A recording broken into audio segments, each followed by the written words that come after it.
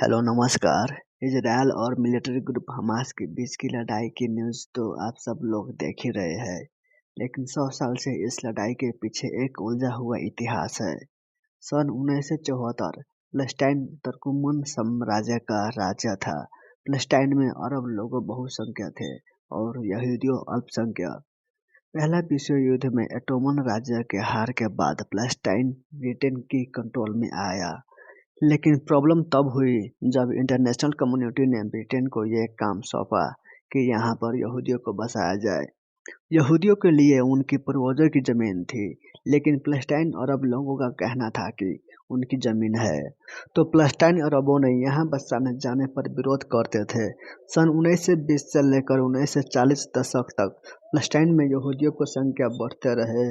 वो खुद यूरोप और खास तौर पर हिटलर के डर से जर्मनी में यहूदियों पर हो रहे अत्याचार से भागकर यहाँ पर शरण ढूंढ रहे थे। जर्मनी के डिक्टेटर एडोल्फ हिटलर यहूदियों को संहार की कसम भी खा रखी थी। कुछ जो वहां से बच पाए वो भागकर यहाँ आए और यहाँ भी शांति नहीं थी। यहूदियों और अरबों के बीच भी हिंसा बढ़ती रही और ब्रिटिश राज्य के खिलाफ विरोध बढ़ रहा था। सन 1947 में जब ब्रिटिश ने पलस्टाइन को छोड़ने का इरादा कर लिया था, तब यूनाइटेड नेशन ने सुलझाया कि पलस्टाइन को दो देशों में बांट दिया जाए, एक यहूदियों के लिए और एक पलस्टाइन के लिए। जेरूसलम शहर, जो दोनों कम्युनिटी के लिए पवित्र माना जाता है, उसे एक इंटरनेशनल टाउन बनाने की प्रस्ताव रख दिया। इस सफर को तो यहूदियों ने तो माना, लेकिन अरब मुसलमानों ने नहीं। कोई हल तो नहीं निकला, लेकिन ब्रिटेन 1948 में पलस्टाइन को छोड़ दिया और यहूदियों नेता ने इसे इजराइल देश घोषित कर लिया। फलस्तीनियों लोगों को यह कैसे मंजूर होता? फिर युद्ध हुआ। पड़ोसी अरब देश के आर्मी ने भी हमला कर दिया। हजारों लाखों फलस्तीनियों ने अपने घर छोड़कर आसपास के देश में भागना पड़ा। जब तक युद्ध बंद हुआ, तब तक इजराइल ने ज़्यादातर एरिया कब्जा कर लिया था। जॉर्डन ने जिस एरिया पर कब्जा किया था, वेस्ट बैंक, गाजा पर मिस्र ने कब्जा कर लिया। यानी कि एक छोटा सा इलाका दो अरब देशों और एक नवजात यहूदी देश इजराइल के बीच बढ़ गया। संघर्ष इसके बाद भी चलता रहा। फिर 1967 की ऐतिहासिक लड़ाई में इजराइल ने पूर्वी जेरूसलम, वेस्ट बैंक, गाजा पर भी कब्जा कर लिया। इस तरह फलस्तीन अरब बुरी तरह से बेदखल हो गए। कुछ फलस्तीनी शरणार्थी गाजा और वेस्ट बैंक में रहते हैं, कुछ पास के देश जॉर्डन, मिस्र, सीरिया, लेबनान में। जो दूसरों देश में रहते हैं, इजराइल ने उसे वापस लौटने की इजाज़त नहीं दी। इजराइल का कहना है कि उनके देश में बोझ डालेगा और उनकी यहूदी राष्ट्र के वजूद पर खतरा होगा। वेस्ट बैंक पर तो इजराइल का कंट्रोल है, लेकिन 2007 से गाजा मिलिटेंट ग्रुप हमास के कब्जे में है। अब इस गाजा और वेस्ट बैंक को ही पैलेस्टाइन कहा जाता है। इनके बीच एक और समस्या है। जेरूसलम शहर यहूदियों के लिए पवित्र शहर है, मुसलमानों के लिए भी, और इजराइल भी इसे पवित्र मानते हैं। इजराइल जेरूसलम को अपनी राजधानी मानता है। फलस्तीन चाहता है कि उनके देश की राजधानी भी पूर्वी जेरूसलम होगी। पिछले 50 साल में इजराइल ने वेस्ट बैंक पर अपनी कई बस्तियां बना दी है, जहां दुनिया भर के यहूदियों आकर रहने लगे हैं। यूनाइटेड नेशन काउंसिल इन बस्तियों को गैरकानूनी मानता है, लेकिन इजराइल को इससे कोई मतलब नहीं। वेस्ट बैंक के फलस्तीन कहते हैं कि इजराइल उन्हें टॉर्चर करता है, उन्हें बंधक बनाता है, और इजराइल कहता है कि हम तो अपने आप को फलस्तीनियों के हमले से प्रोटेक्ट कर रहे हैं। संयुक्त राष्ट्र हाल ही में कहा, वेस्ट बैंक में रह रही कि यहूदियों सर्कुलर फलस्तीन पर हर दिन औसत हमले कर रहे हैं।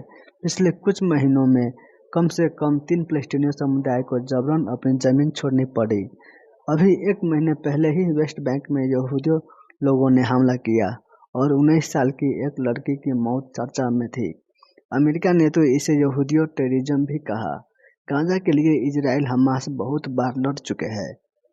मई 2021 में इजराइल और हमास के बीच बड़ा युद्ध हुआ था। आम लोग इसमें पिसते रहते हैं, मरते रहते हैं। जितनी भी रिपोर्ट अब तक आई है, दिखाती है कि मरने वालों में फलस्तीनियों की संख्या ज़्यादा है।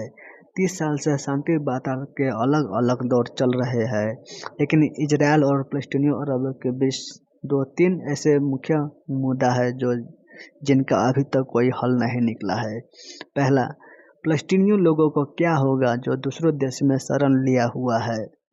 दूसरा, वेस्ट बैंक में इजरायल ने यहूदियों बस्ती बनाई है, वो रहेगी और या हटेगी। तीसरा, जेरूसलम दोनों पक्ष साझा करेंगे या नहीं। सबसे पेचीदा सवाल, क्या इजरायल के साथ साथ फलस्तीनियों को एक अलग स्वतंत्र देश बनाया जा सकता है या नहीं। यूनाइटेड नेशन के ज़्यादातर सदस्य देश फलस्तीनियों को अलग देश की मान्यता दे चुकी है, लेकिन अभी America, Britain, Japan, Germany, Australia जैसे देशों ने नहीं दी है। लेकिन भारत ने तो 1988 में ही फलस्तीन को मान्यता दे दी थी। बल्कि भारत ने तो अपने पहले प्राइम मिनिस्टर नेहरू से लेकर मौजूद प्राइम मिनिस्टर मोदी तक फलस्तीन को खुले तौर पर समर्थन दे रहा है। भारत में फलस्तीन के राजदूत भी रहते हैं। साल 2017 में फलस्तीन प्राधिकरण के प्रमुख महमूद अब्बास भी भारत आए थे। साल 2018 में जब इजरायल के पीएम दिल्ली आए थे, उसके 1 महीने बाद मोदी फलस्तीन गए थे। बल्कि वो वहां जाने वाले भारत के पहले प्रधानमंत्री है। साल 2021 में भी यूनाइटेड नेशन सिक्योरिटी काउंसिल में भारत ने कहा था कि वो मजबूती से पैलेस्टाइन के साथ है। वो कहने का मतलब ये है कि भारत ने पैलेस्टाइन का साथ कभी नहीं छोड़ा है। पिछले 3 दशक में इजरायल के साथ भी संबंध बेहतर किया है। इसलिए भारत के लिए भी ये पेचीदा मसला है। ध्यान देने वाली बात यह है कि जब हिंसा दोनों तरफ होने लगे तो तीसरे पक्ष के लिए फैसला करना मुश्किल हो जाता है। ब्रिटेन की ग्रुप हमास के बर्बरता ने फलस्तीन को पक्ष को कमजोर करने का काम किया है। 7 अक्टूबर 2023 सुबह 7:23 पर अचानक से एयर रेड सिरेन बजने लगता है और कुछ ही देर में रॉकेट बरसने लगता है इजरायल के शहर में।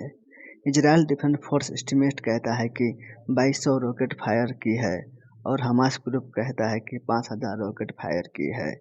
हजारों संख्या में इजरायल में लोग मरे गए और जख्मी हुआ।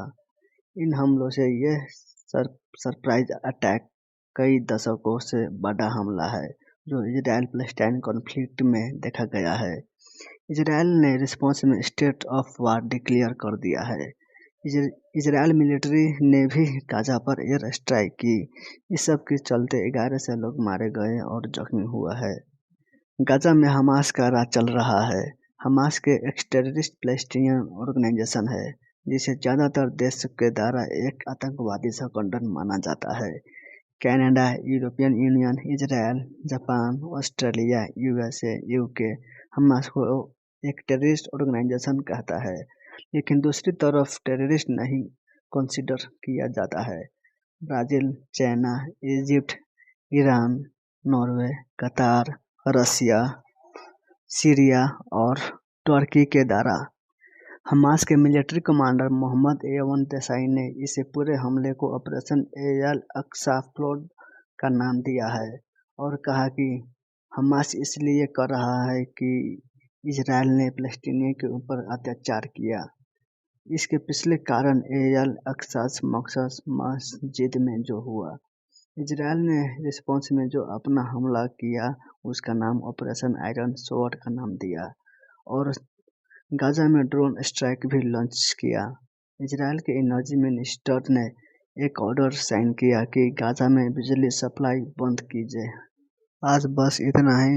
बाकी की खबर अब अगले वीडियो में।